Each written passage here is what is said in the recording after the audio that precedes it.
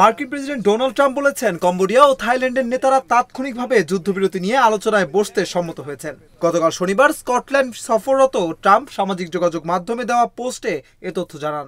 বার্তা সংস্থা রয়টার্স জানায়, সীমান্তে ৩ দিনের রক্তক্ষয়ী সংঘর্ষের পর ট্রাম্প দুই দেশের মধ্যে শান্তি প্রতিষ্ঠার চেষ্টা করছেন। এ ঘটনায় থাইল্যান্ডের ভারপ্রাপ্ত প্রধানমন্ত্রী ফুপথাম ওয়েচায়াচাই ট্রাম্পকে ধন্যবাদ জানিয়েছেন।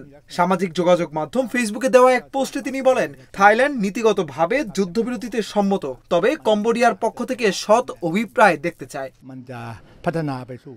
সামাজিক যোগাযোগ মাধ্যমে ট্রাম্প বলেন, তিনি কম্বোডিয়ার প্রধানমন্ত্রী হুন মানেত ও থাইল্যান্ডের ভারপ্রাপ্ত প্রধানমন্ত্রী ফুপথামের সঙ্গে কথা বলেছেন এবং তাদের হুঁশিয়ারি দিয়েছেন, যদি সংঘাত বন্ধ না হয় তাহলে কোনো দেশের সঙ্গে যুক্তরাষ্ট্রের বাণিজ্য চুক্তি হবে না।